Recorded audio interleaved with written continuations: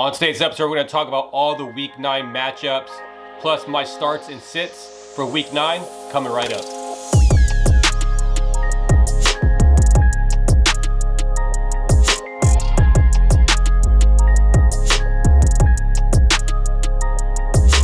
And what is up, everyone? Welcome to the Gridiron Fantasy Football Podcast for Friday, November 6, 2020. I'm Chip, I'm your host. Thank you so much for listening today. If you're a new listener, thank you so much for joining us as well. If you'd like to share our podcast, you can find us over on Apple and Google Podcasts. We're on Spotify, Stitcher, iHeartRadio, and Amazon Music. If you'd like to watch us, you can watch us over on YouTube at Gridiron Fantasy Football. So please hit subscribe, support the show so you don't miss any more episodes. And on today's episode, I'm going to talk about all of the Week 9 matchups, plus all my starts and sits for Week 9. But before we do that, I'm going to talk about some of the news that took place over in Las Vegas. The Las Vegas Raiders, it's been reported that the Raiders have been fined $500,000 and stripped of a 2021 sixth-round draft pick for protocol violations related to offensive tackle Trent Brown. Now, he had tested positive late in October for COVID, and the Raiders have already been fined once before for the lack of use of the mask on the sideline.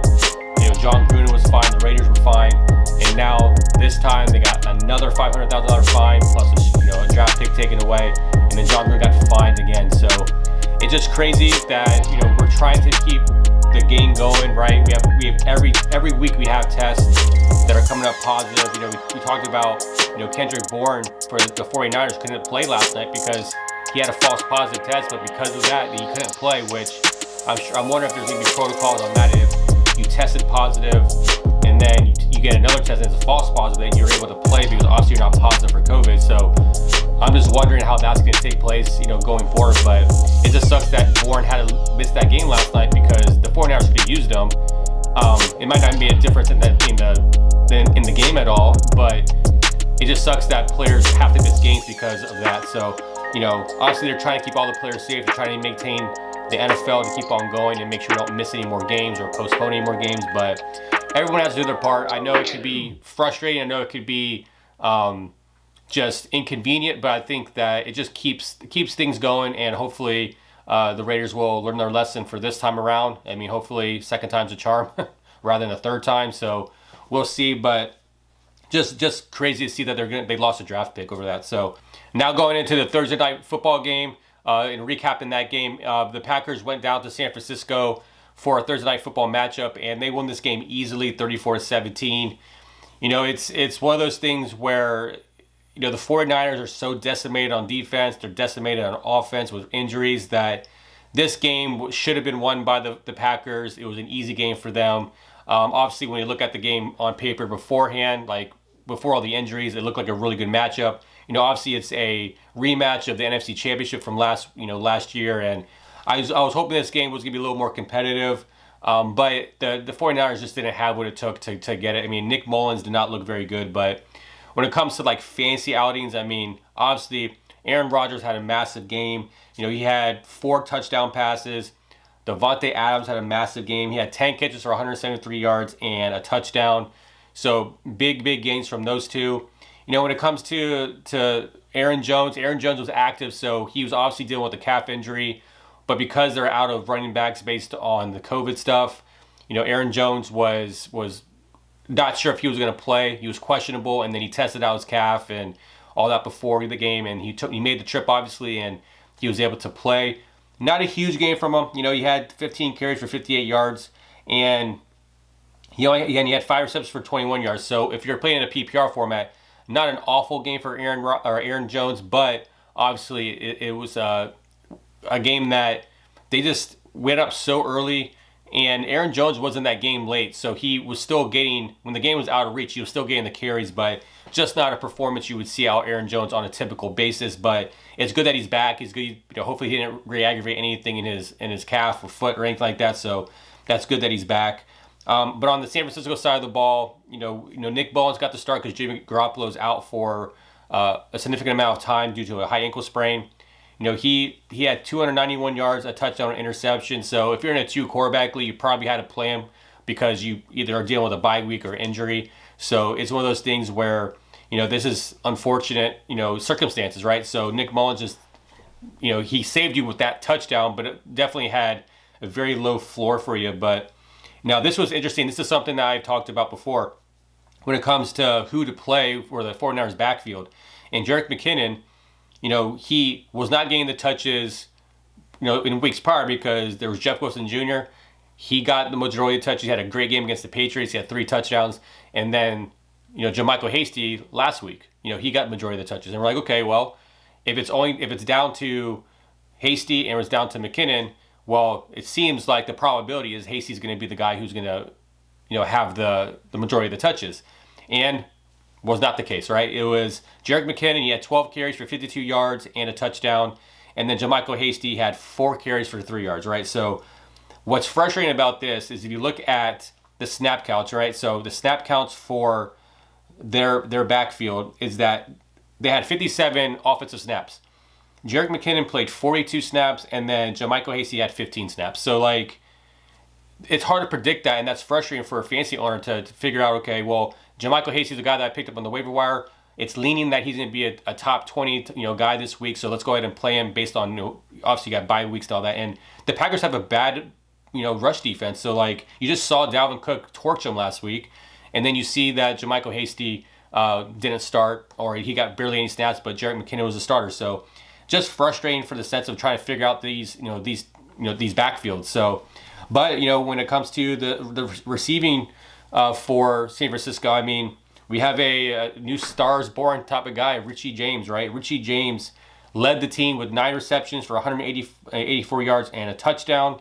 He had 13 targets. He had, a great game. Obviously, this is a guy that was under the radar. This is a guy that obviously took care of the opportunity that was given to him because Brandon Ayuk is out, Deebo Samuel's out, Kendrick Bourne is out. So this is a guy that took the opportunity, shined, and hopefully that turns into something for the rest of the season. But, there's going to be questions about this guy, about waiver wires, all that. Is he worthy of being picked up? And my question is that how do we know that? Tonight he played 51 snaps. So he was the guy that played the most snaps for the wide receiver position, but he was the main guy because there's no one else. So I do think that you have to play the smart when it comes to kind of early talks about waiver wire and to pick him up.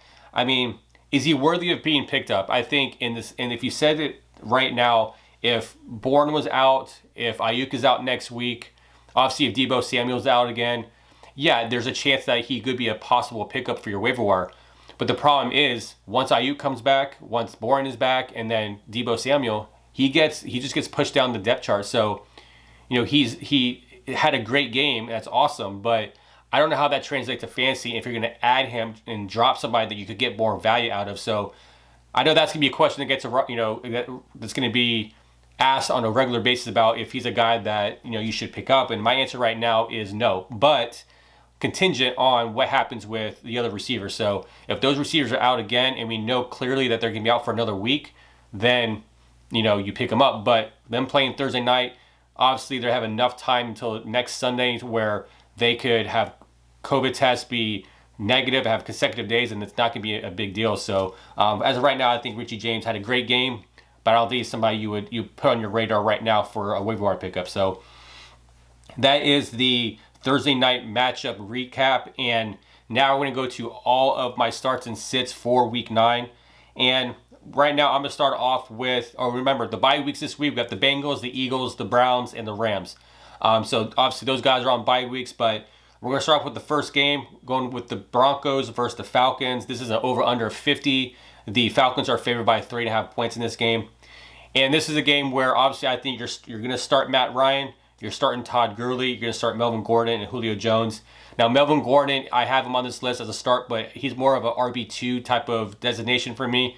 Because of Philip Lindsay, it's hard to... The ceiling for Melvin Gordon is now capped because Philip Lindsay's back. So, Melvin Gordon, obviously he's on your roster. You're going to start him because, like I said, it's all about bye weeks right now. It's bye weeks and it's injuries, and you may have to play these guys. So... But Melvin Gordon is worthy of at least a start.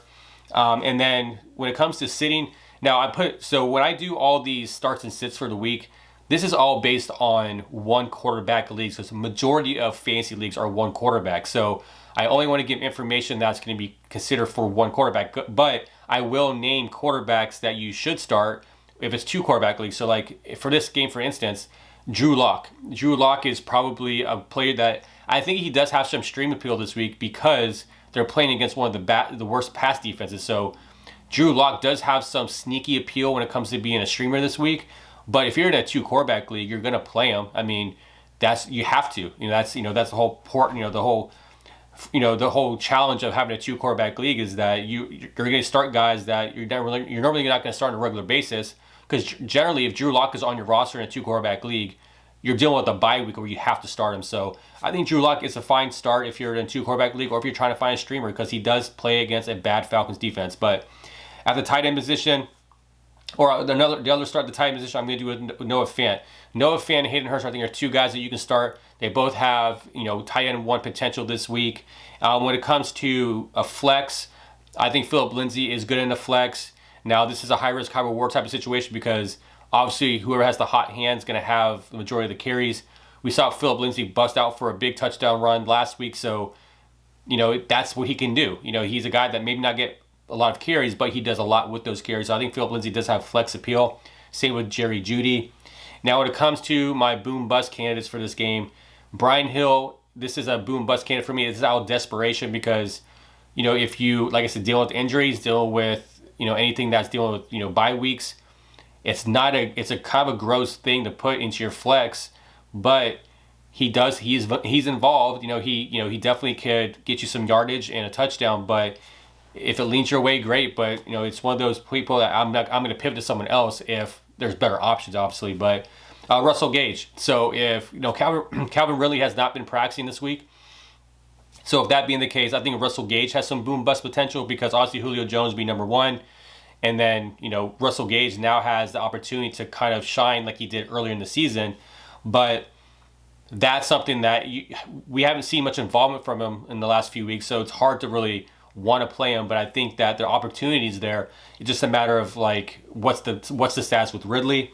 And then Tim Patrick, it doesn't look like Tim Patrick's going to play, but he's another boom bust candidate for me just because it all depends on how well Jerry Jeudy is, what the coverage is going to be. But I do think that Tim Patrick is one of those guys because he's been doing pretty decent throughout the season.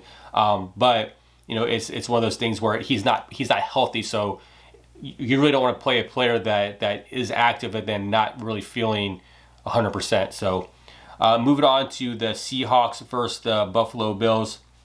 Now the Seahawks are favored in this game by 2.5 points. The over-under is 55. Obviously, the starts of this game, you're playing Russell Wilson, Josh Allen. You're playing now Chris Carson. I have as a start, but if Chris Carson is out again, and so is Carlos Hyde, you're playing DJ Dallas. He had a great game last week, so I think he's worthy of a start. And then you're playing Tyler Lockett, DK Metcalf, and then Stephon Diggs. You're not going to play Greg Olsen in this game. I don't think that's worthy of any type of start. When it comes to a flex, you can play, I think Devin Singletary and Zach Moss are both flex options in this game. I lean more towards Zach Moss because I feel like Zach Moss is starting to become the starter for Buffalo. So I think that if I had to choose between the two, Zach Moss is the guy that I would go with. At wide receiver, I think Cole Beasley has a decent chance to have a decent flex game. The problem is John Brown going to be active? If he's going to be a part of the offense, is Gabriel Davis when all the receivers are active and healthy, Cole Beasley was not getting the targets like he has been getting. But because there's been injuries, Cole Beasley has been pretty good in the PPR format. So if that's the case, I still think Cole Beasley has he's a decent flex option. But and on my boom bust, I have John Brown here because we don't know exactly how healthy he is. He had a bad game last week. He hasn't been showing up the last few weeks, but I do think it's due to injury. But when he's fully healthy, he's part of that offense, which would be great for Josh Allen.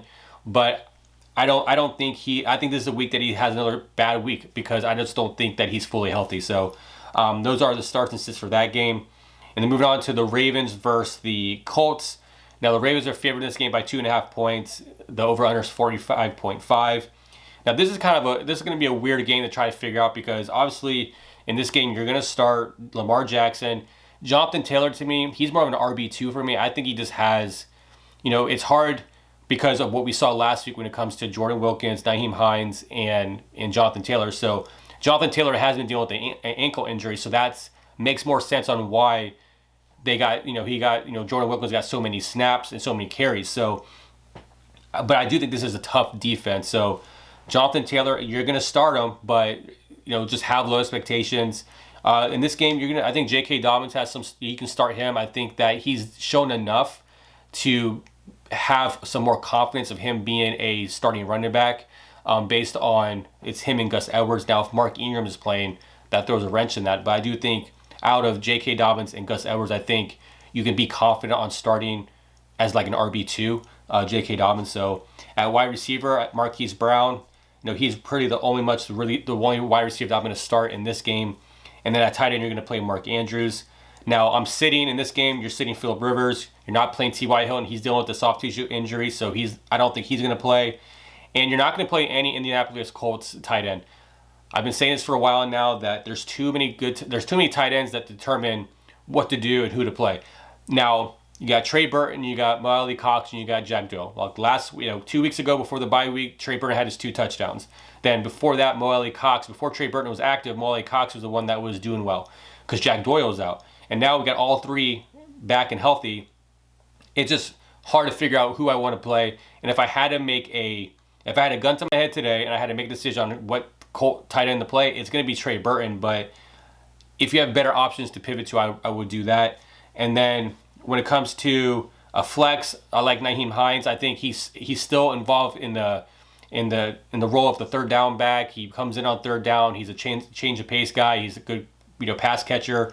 Phillip Rivers likes his pass catching running back, so I think he has some flex appeal.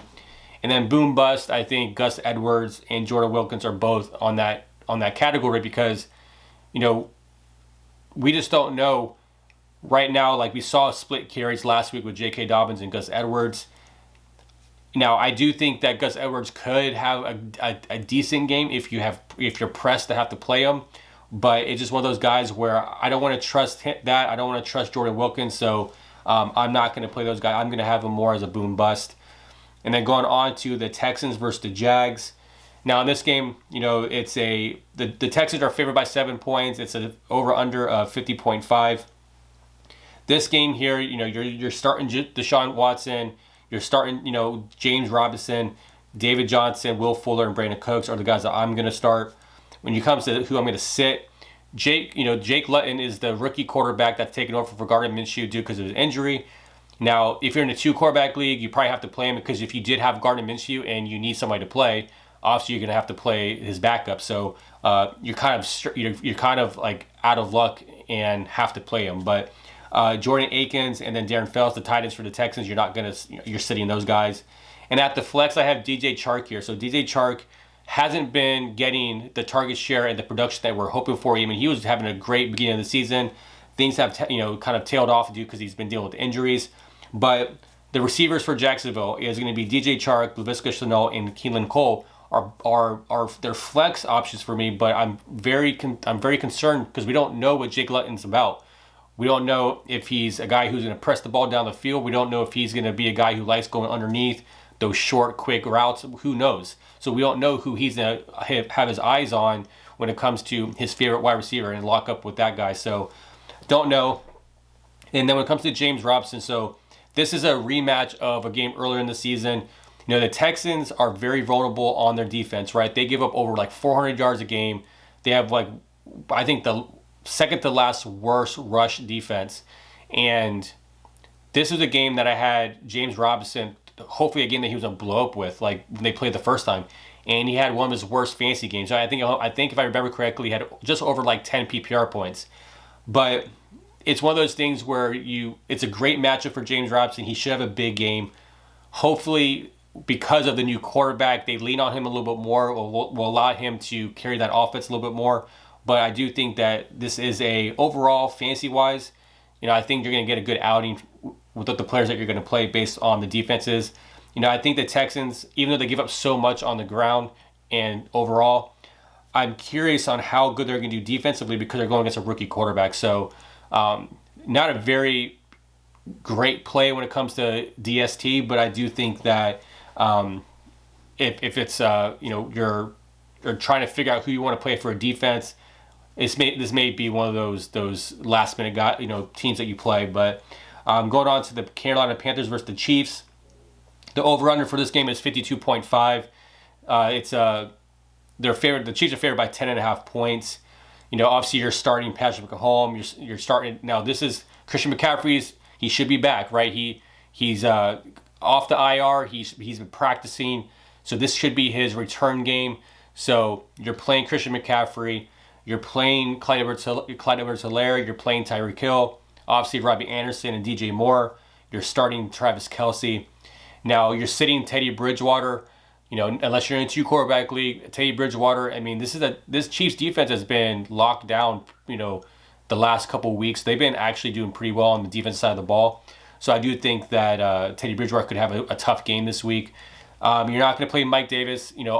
Mike Davis may have some flex appeal because, you want to think that with all the good things he's done with Christian McCaffrey being out, you expect, he still be, involved with the offense. So if you have to play him, he may be okay when it comes to, a flex. And then Le'Veon Bell, he's a flex for me too. Obviously he's involved, who knows how much, but he's a guy that you at least can hopefully get some points out of.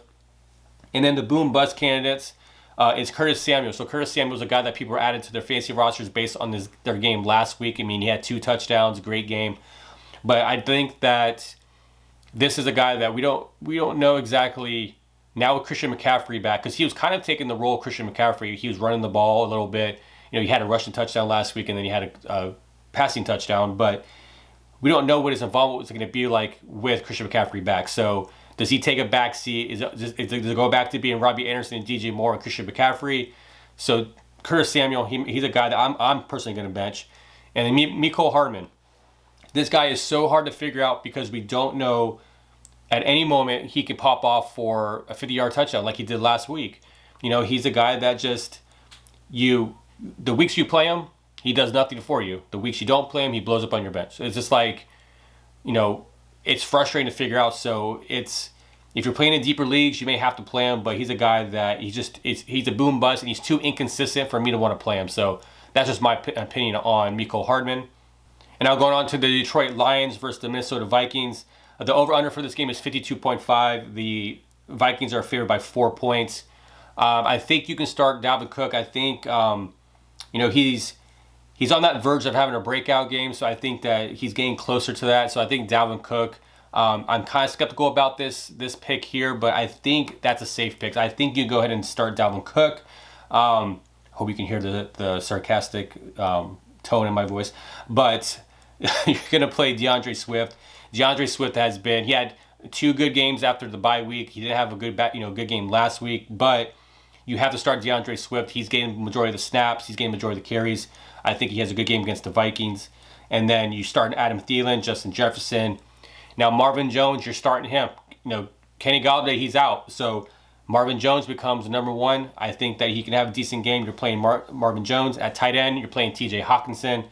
And then at quarterback, obviously, Matthew Stafford. If you've not heard the news, unless you're sleeping under a rock, you didn't hear the news yet, Matthew Stafford's out because of COVID. There was a chance that he could play. There hasn't been any new news that indicate that he's going to, so he's not going to be playing Sunday. So Chase Daniels is the guy that should start for the Lions. And then you're going to sit Kirk Cousins.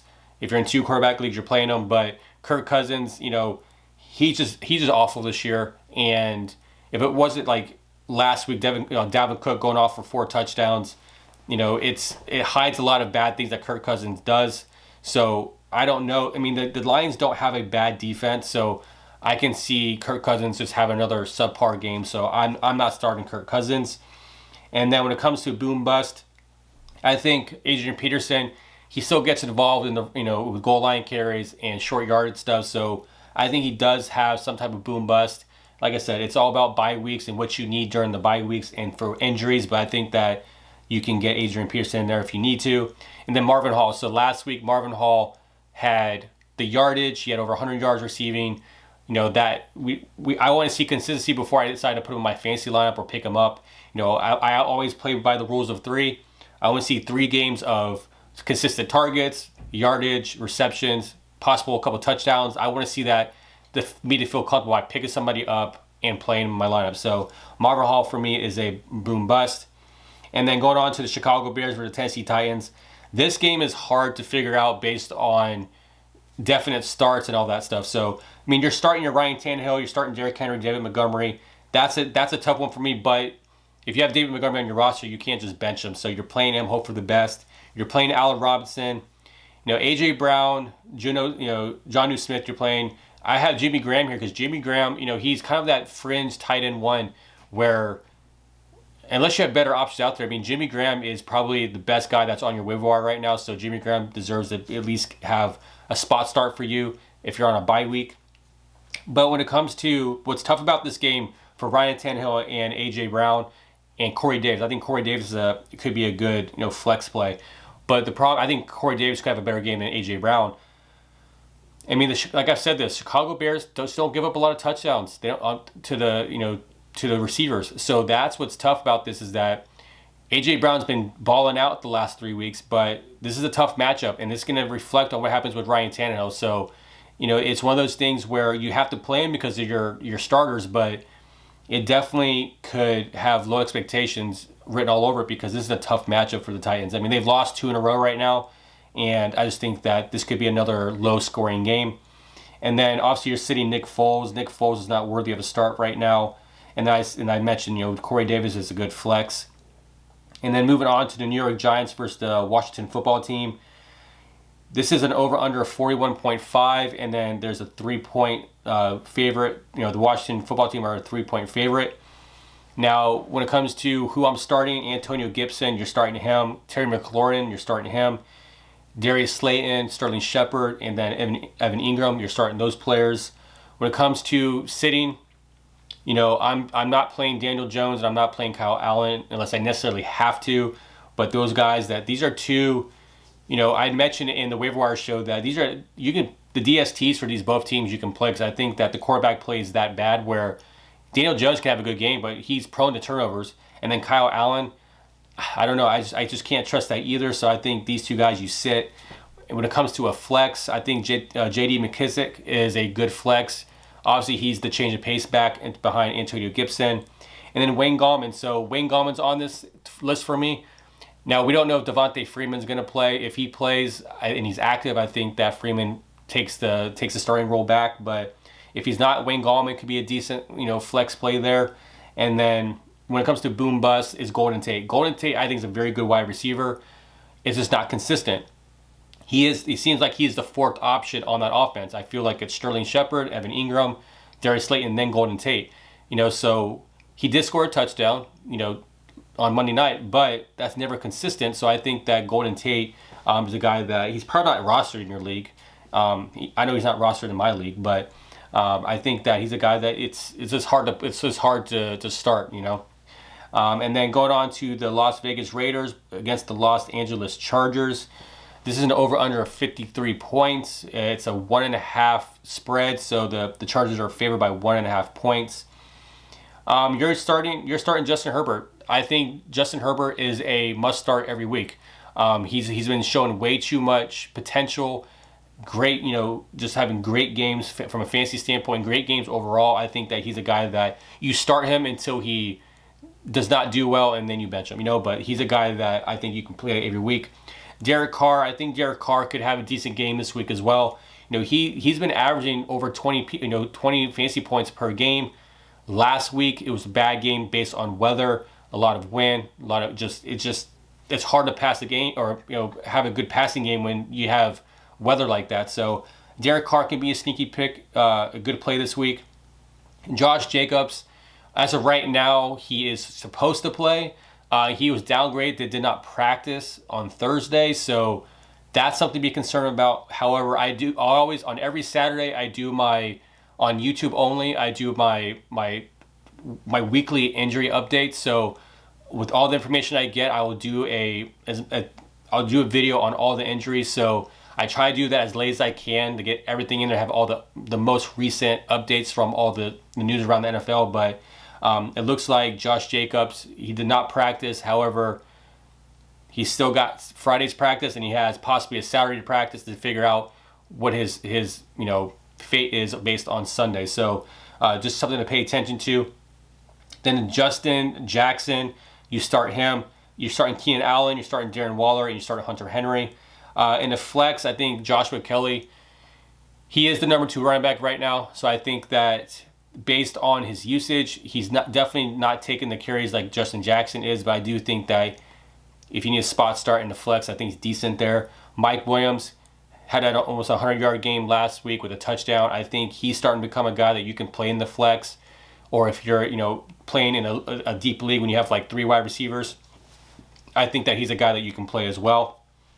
And then when it comes to boom bust candidates, just like the Chiefs with Mecole Hardman, I do think like Henry Ruggs has this status for this week because he's a deep threat. So if everything goes well, he could go off for a 1 reception for 65 yards and a touchdown. So that's the thing with him. He's not shown enough target volume for me to want to play him. So he's a guy that just could pop off for 1 big play and then save your fantasy day. So, and Hunter Renfro, this is more for PPR. He had a score last week. He's a guy that plays the slot a lot. So I do think that there's appeal there. But it all depends on, what your roster structure is and what you need. So I think he does have a decent PPR value this week. And then going on to the Miami Dolphins versus the Arizona Cardinals. This is a 48 over under, and the Cardinals are favored by 5 points. Okay, obviously you're going to start Kyler Murray.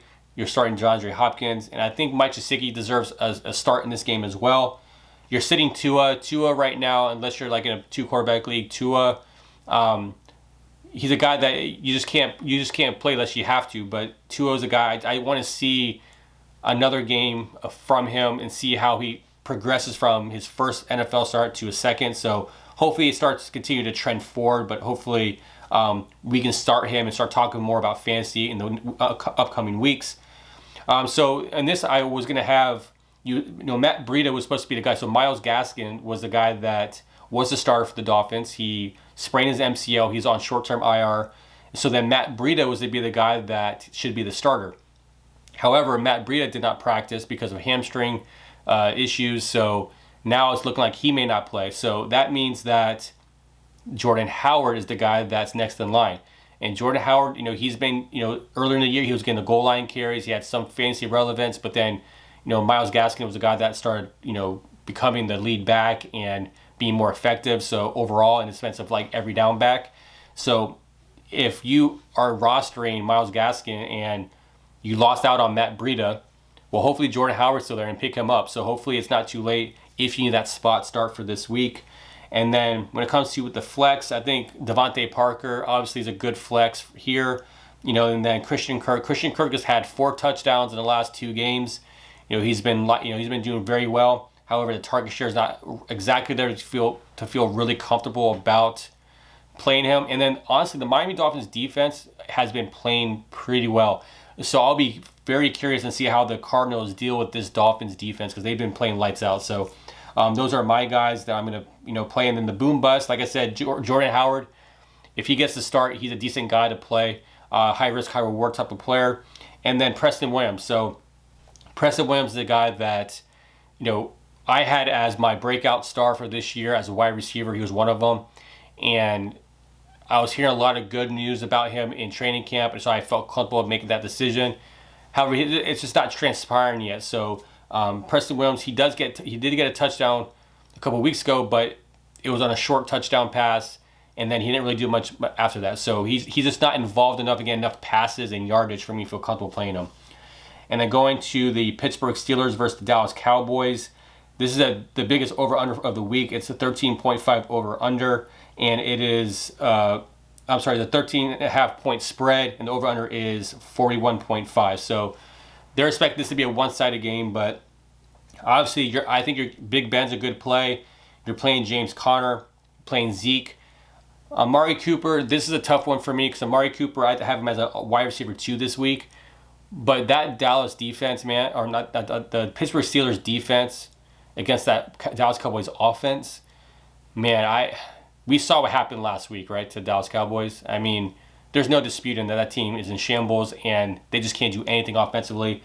I almost only want to play Zeke on the Dallas Cowboys. I don't think you should play anybody else because it's just they're going against a too strong of a defense, and Cooper Rush may be the guy who starts other than Ben DiNucci. So this is a tough decision to play Amari Cooper this week. But when it comes to tight end, Eric Ebron, you're going to play him. I think it's a good matchup. Like I said, you're sitting Cooper Rush. In the flex, I think, honestly, every wide receiver for the Pittsburgh Steelers deserves flex consideration. I mean, we see how bad the Dallas defense is, but I do think that the Steelers receivers will eat this game. I think that I think Chase Claypool will have the better game out of all of them, but I do think that you could get good games out of all three of them. And then CeeDee Lamb, I have not been playing him in my own leagues, but I do think that he's too talented to not play because we don't know how Cooper Rush will be. If Cooper Rush comes out and he's able to distribute the ball pretty well, it could be one of those weird games. I mean, the Steelers are on the road; they don't play as well on the road. I mean, that could be a upset. I'm not saying it's going to be. I'm just saying maybe Cooper Rush would be the guy who surprises everybody. But CeeDee Lamb, it sucks because he has such great floors for fantasy that it just sucks that he's kind of almost a droppable player now.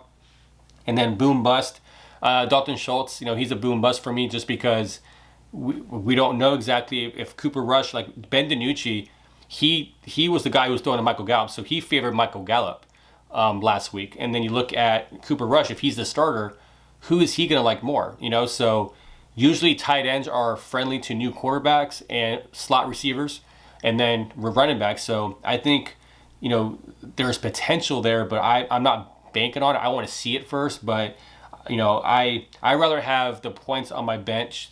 Say CeeDee Lamb, he's on my bench and he blows up. Well, at least I know, okay, it sucks that I lost those points for the week, but at least I know, okay, Cooper Rush is targeting CeeDee Lamb, or the targets are being distributed the way that we had hoped, and that's just how you have to play the game sometimes. But going on to the Sunday night football game, we've got the New Orleans Saints versus the Tampa Bay Bucks. Is the over under 51.5. It's a 5.5 spread, so the Bucks are favored by 5.5 points. Tom Brady's a must start every week now. You're playing Drew Brees. This is a tough one for me. The Bucks defense can get pressure on the offense, on the quarterback. Drew Brees doesn't have the strongest arm, so unless you're in a 2 quarterback league, Drew Brees should not be played in 1 quarterback leagues.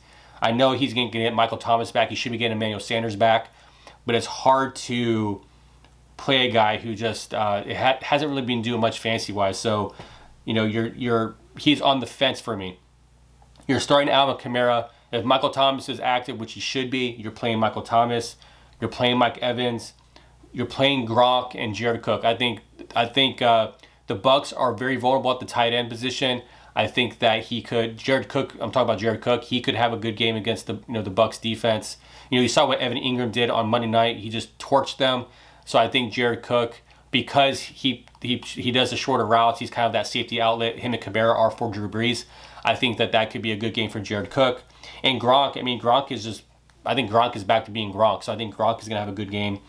Obviously, Chris Godwin's out, so you're not playing Chris Godwin. He is practicing at a limited basis, but I can't see him playing on Sunday. And then when it comes to the flex, this is tough for me because you got Ronald Jones, you got Leonard Fournette. You got 2 guys who, Leonard Fournette is getting majority of the snaps. The last 2 games, he's played more snaps. So if you have Ronald Jones, you have to play him. He's having a good season. It's just a matter of who has the hot hand and who does Bruce Arians want to play. Because if one mistake happens to Ronald Jones, he's going to be out like we saw on Monday night. So you still got to play him if you own him, but hopefully is a guy that has a decent outing for you. And then Antonio Brown. So this is Antonio Brown redemption, party. He is back in the league, and he is, apparently he looks good to go. So it'll be interesting to see what happens with Antonio Brown, how that favors, Mike Evans will be lined up against Marcus Lattimore.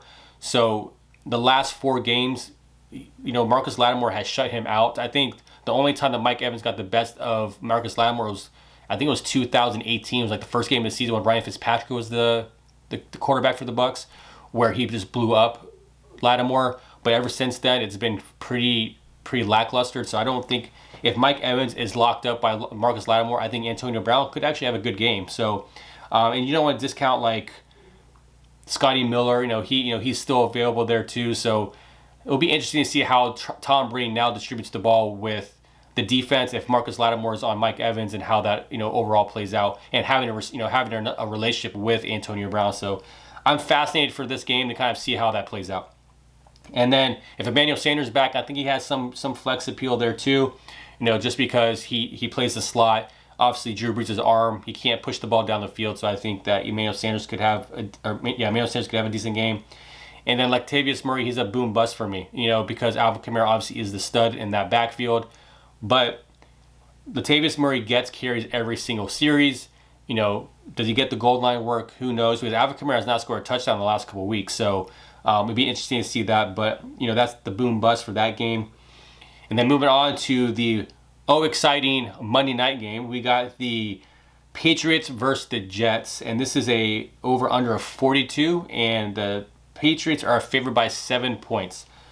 So when it comes to starts and sits for this game, you're playing Cam Newton, I guess, right? Cam Newton's a guy that he had a decent game last week. He had like 18 points, right? So he's playing against the Jets. Hopefully he's able to do something against the Jets, but he's really the only start in this game.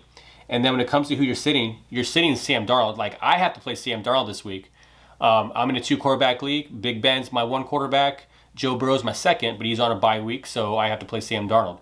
How I am going to play that is that I have the Patriots defense. So I'm playing Sam Darnold because I have to, but I'm playing the Patriots defense. So if anything happens with Sam Darnold when it comes to turnovers, I will benefit from having the Patriots defense. So that's how I played that in order to hopefully I gain points. Regardless of what happens to Sam Darnold, I reap the benefits of that. So that's how I play that this week. You're sitting Chris Herndon. He hasn't been a factor pretty much all season. When it comes to flex, Damian Harris, I think, Sony Michel can start practicing again. So I think Damian Harris he's been doing very good. I think he should stay the starter. But you know how that happens when Sony Michel comes back, how that backfield is going to be. Just too much to try to figure out. James White, I think, is a flex. Now, LaMichael Pirine for the Jets, he's a starting running back. He should get the workload. He should be a guy that you're able to play, but low expectations. And then boom bust, I think Rex Burkhead, he's a boom bust for me. And then Jacoby Myers, he's the number 1 wide receiver right now for the Patriots. I think if you're desperate, you can play him. And then Denzel Mims, he's a rookie for the Jets. But depending on what's going on with Rashad Perriman, what's going on with Jameson Crowder, but Denzel Mims, if he's the only healthy wide receiver, he could. It depends on if if Gilmore plays. If Gilmore plays for the Patriots, it could be lights out for Mims if he's the only healthy wide receiver. So those are all the games. That's all the start sits for Week 9 and all the matchup previews. But if you have any start sit questions, any injury questions, leave a comment below so I could go through them and make those calls for you, or try to help you out on who you want to start or who you need to sit. So just don't forget to leave a comment below. But if you have any other questions, you can also email me at chip@gridironfantasyfootball.com. I check the emails as well, so if you don't want to leave a comment below, then you can check me out on my email. But that's it for today. If you want to follow us on social media, you can find us over on Twitter and Facebook at the Gridiron Pod. If you like to, follow us on Instagram, we're at Gridiron Fantasy Football on Instagram. But don't forget to catch our video on Saturday about all my injury updates. Like I said, that's only on YouTube, so check that out so you get all my perspectives on all the injuries that took place, or that your ins and outs for Week 9. So check that out. But that's it for today. Thank you so much for listening and watching. We'll see you on Saturday. Take care.